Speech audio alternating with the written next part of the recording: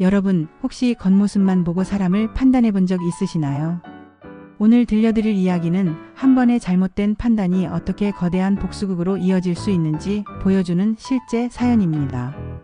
주인공은 차정민이라는 이른에 가까운 노인분이죠. 겉보기엔 평범한 동네 어르신 같았지만 그 속에는 40여 년 법조계를 뒤흔든 전직 부장판사의 카리스마가 숨어 있었습니다. 그런데 어느 날 그가 평소처럼 반바지와 슬리퍼 차림으로 은행에 들어섰을 때 벌어진 일은 정말 상상을 초월했습니다. 이른 여름 후 서울 종로구의 한 은행 앞.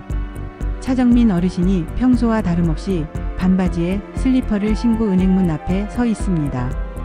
그의 모습은 여느 동네 어르신과 다를 바 없었어요.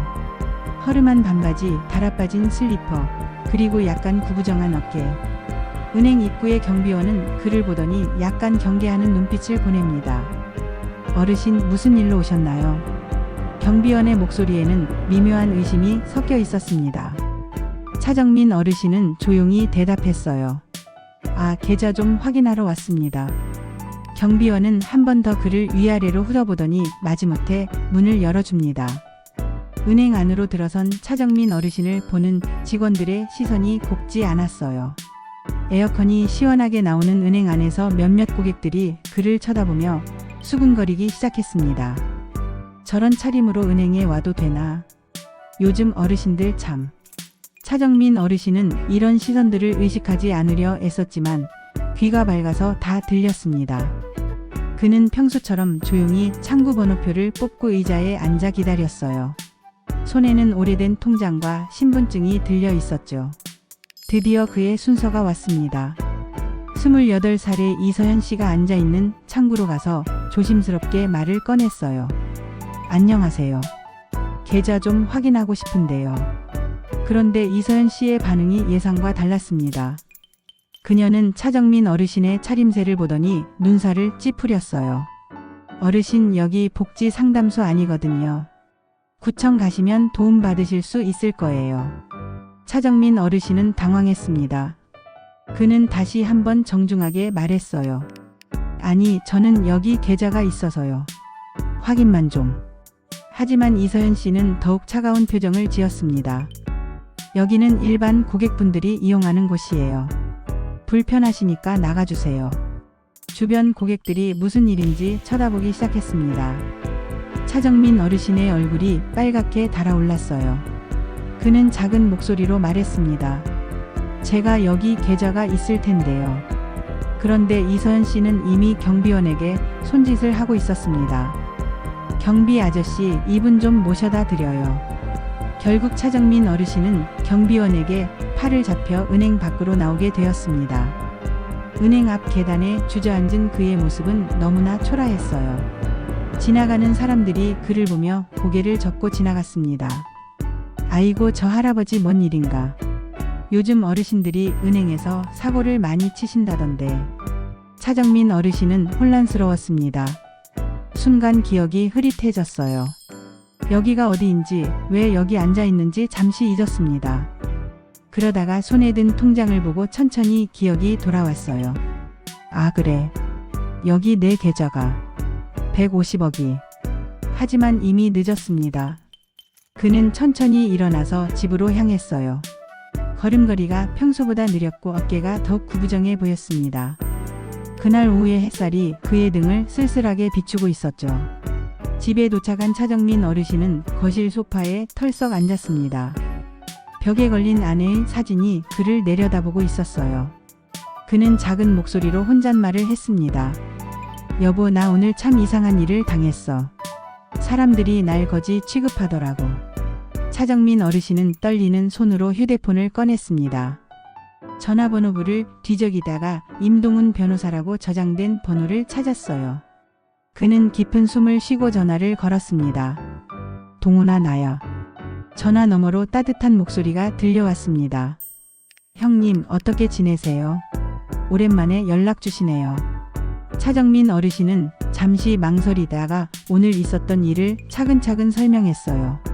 오늘 내가 이런 대접을 받았어. 우리랑 20년 거래한 은행이야. 그런데 나를 거지 취급하면서 쫓아내더라고. 목소리가 점점 떨려왔습니다. 그 계좌에 내 돈이 얼마나 들어있는지도 모르고 임동훈 변호사는 자신의 사무실에서 전화를 받고 있었습니다. 그는 차정민 어르신의 목소리에서 깊은 상처를 느꼈어요. 형님, 그게 정말인가요? 어느 지점이죠? 종로 3가 지점이야. 이서연이라는 여직원이. 임동훈 변호사는 분노가 치밀어 올랐습니다. 그는 차정민 어르신이 얼마나 훌륭한 분인지 잘 알고 있었거든요. 형님, 이건 법적인 문제가 아닙니다. 자존심 문제죠. 내일 같이 가시죠. 아니야, 동훈아. 그냥 넘어가자. 안 됩니다.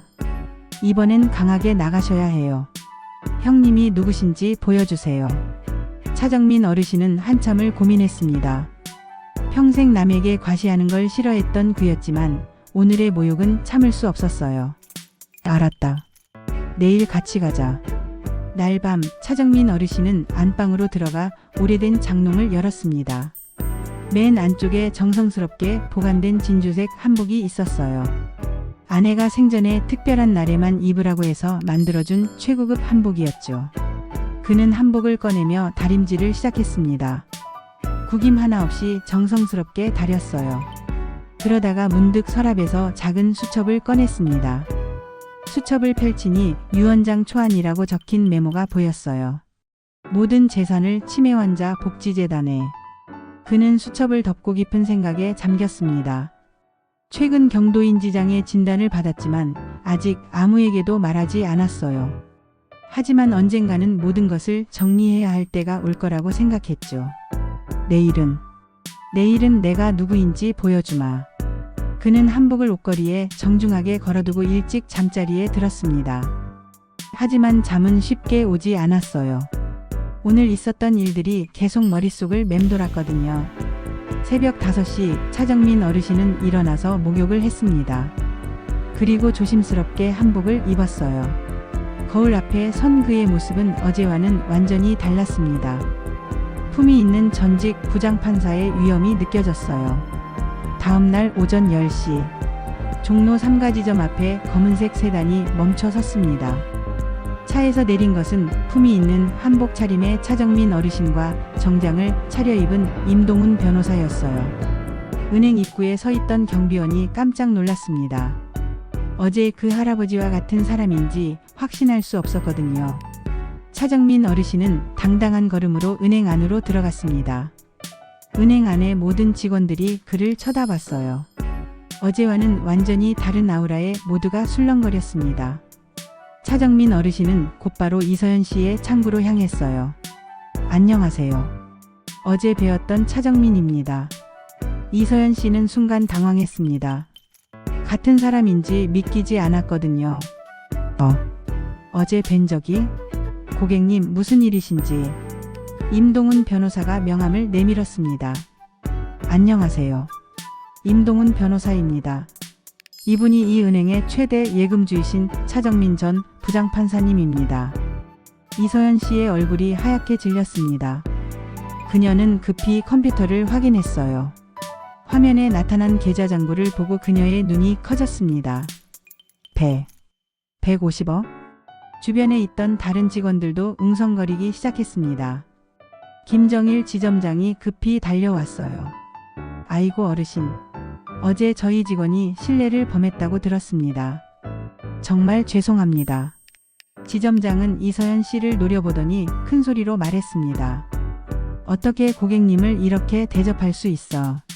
당장 사과해. 이서연 씨는 울먹이며 말했습니다. 죄송합니다. 정말 죄송합니다.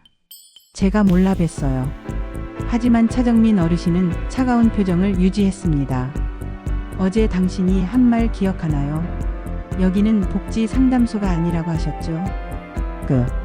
그건 사람을 겉모습으로 판단하면 안 된다고 평생 살아왔는데 정작 제가 그 피해자가 되었네요. 차정민 어르신은 조용히 서류를 꺼냈습니다. 모든 계좌를 해지하겠습니다. 지점장이 깜짝 놀라 말했습니다. 어르신, 잠깐만요. 이런 일로 그러시면 안 됩니다. 저희가 사과드리겠습니다. 사과는 이미 늦었습니다. 20년 거래한 은행에서 이런 대접을 받을 줄은 몰랐네요. 차정민 어르신은 담담하게 해지 신청서를 작성하기 시작했습니다. 그의 손은 전혀 떨리지 않았어요. 오히려 평소보다 더 또렷했습니다. 참고로 제가 이 근처에 가지고 있는 상가 임대료 계좌들도 모두 다른 은행으로 옮기겠습니다. 월 임대료만 10억 정도 되거든요. 지점장의 얼굴이 새파랗게 변했습니다. 예금 해지만으로도 큰 타격인데 임대료 계좌까지 옮기면 지점 운영이 어려워질 정도였거든요. 어르신, 제발 다시 한번 생각해 보세요. 하지만 차정민 어르신의 의지는 확고했습니다. 그는 모든 서류를 작성하고 도장을 찍었어요.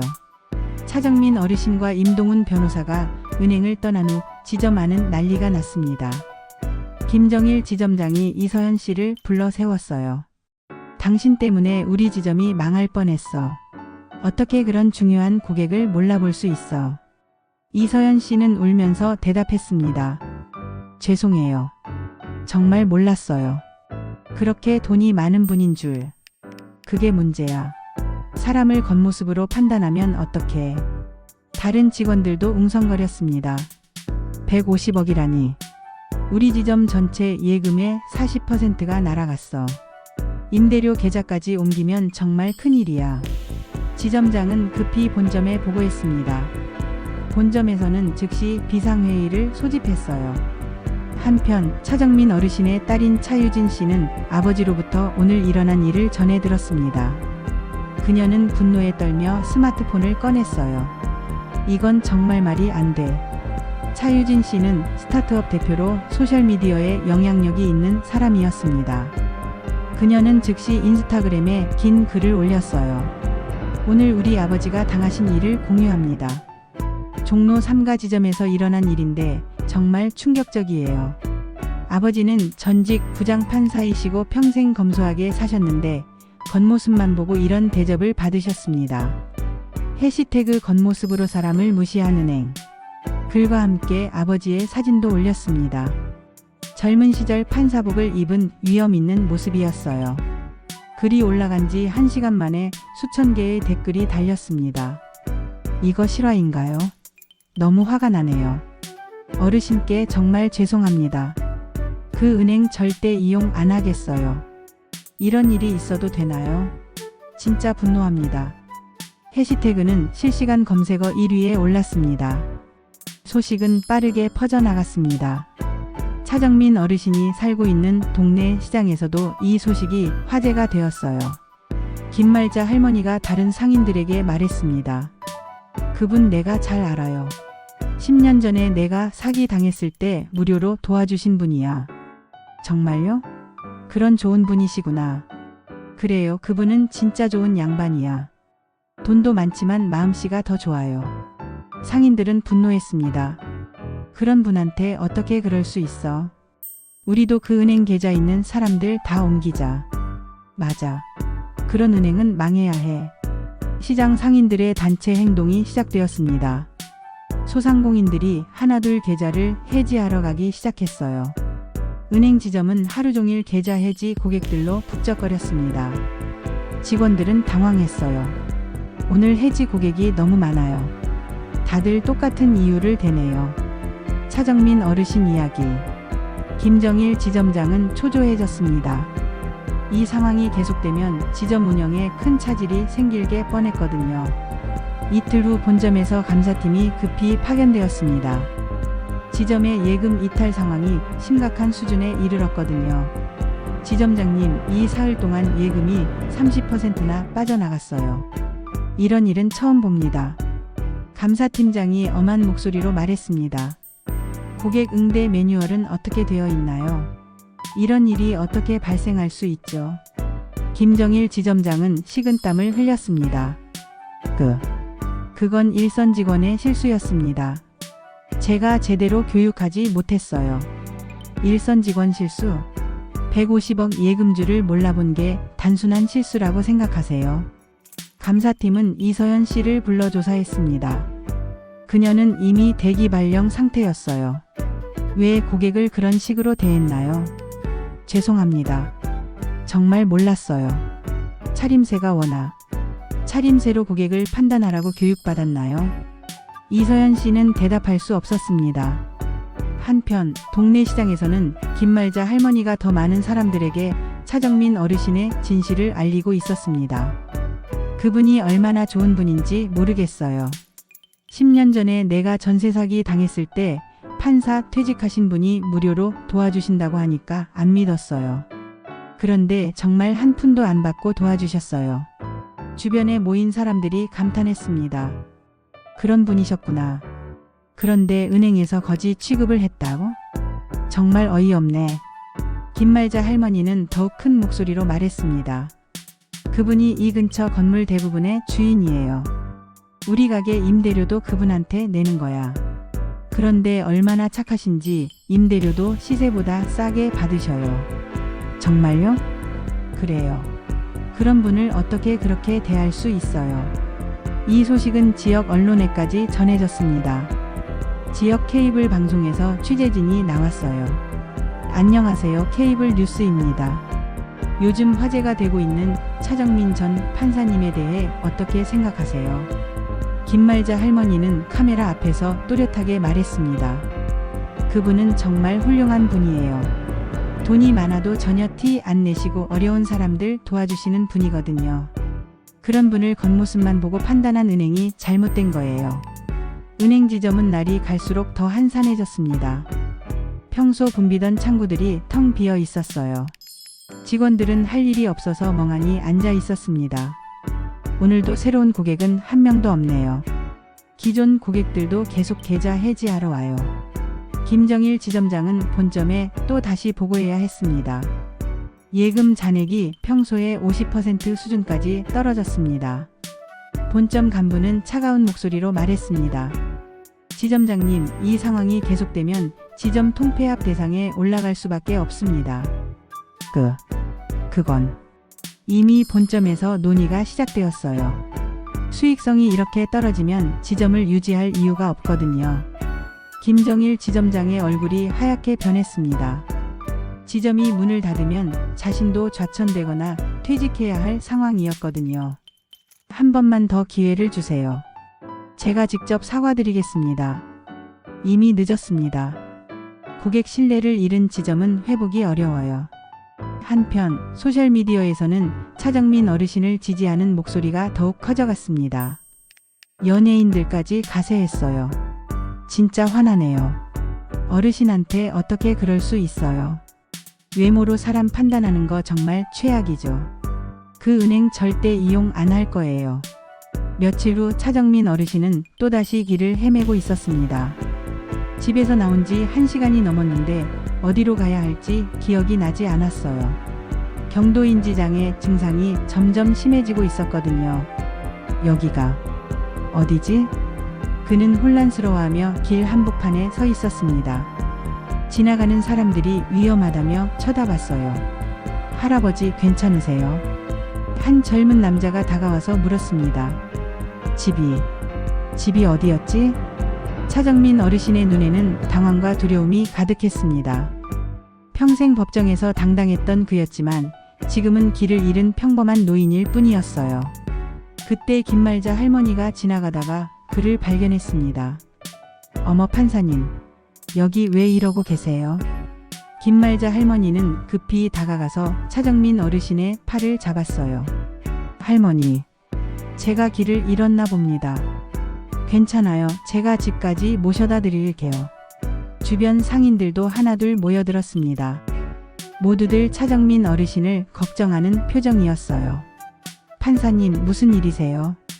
집 주소 기억나세요? 차정민 어르신은 조금씩 기억이 돌아왔습니다. 아, 종로구. 종로구 어딘가. 상인들은 서로 상의해서 차정민 어르신을 안전하게 집까지 모셔다 드렸어요. 그들의 따뜻한 마음에 차정민 어르신은 감동했습니다. 고맙습니다. 정말 고마워요. 무슨 말씀을 하세요? 당연한 일이죠. 집에 도착한 차정민 어르신은 문득 깨달았습니다. 진짜 소중한 건 돈이나 지위가 아니라 사람들의 따뜻한 마음이라는 것을요. 다음 날 새로운 은행의 김태수 지점장이 직접 차정민 어르신의 집을 방문했습니다. 안녕하세요, 어르신. 저희 은행에서 모시고 싶어서 직접 찾아뵈었습니다. 차정민 어르신은 놀랐습니다. 은행장이 직접 집까지 찾아오다니요. 이렇게까지 하실 필요는 아닙니다. 어르신 같은 분을 모시는 것이 저희의 영광입니다. 앞으로 어르신이 불편하지 않도록 최선을 다하겠습니다. 김태수 지점장의 진심 어린 말에 차정민 어르신은 마음이 따뜻해졌어요. 그럼 부탁드리겠습니다.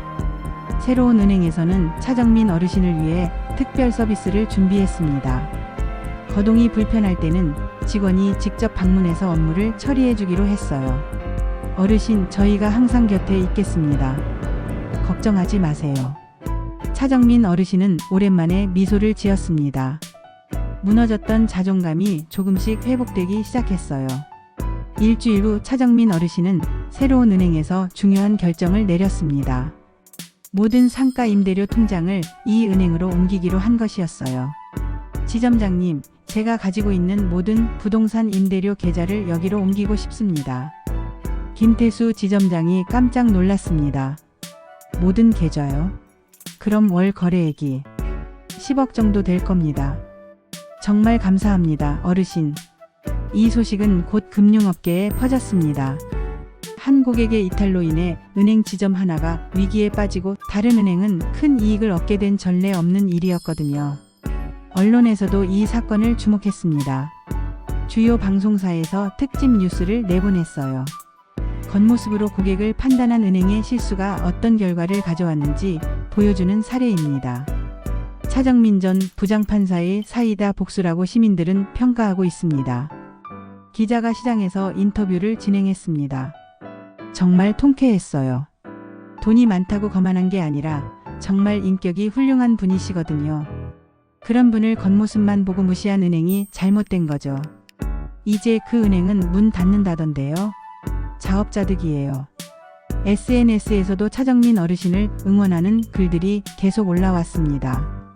진짜 멋있으시다. 이런 게 진정한 복수지. 돈으로 복수하는 게 아니라 진심으로 복수하신 거네요. 어르신 같은 분이 계셔서 세상이 아직 희망적이에요. 한편 종로 3가 지점은 결국 폐쇄가 결정되었습니다. BRANCH CLOSED라고 적힌 안내문이 은행문에 붙었어요. 김정일 전 지점장은 짐을 싸며 한숨을 쉬었습니다. 이런 일이 일어날 줄 누가 알았겠어. 이서연 씨는 이미 퇴직한 상태였습니다.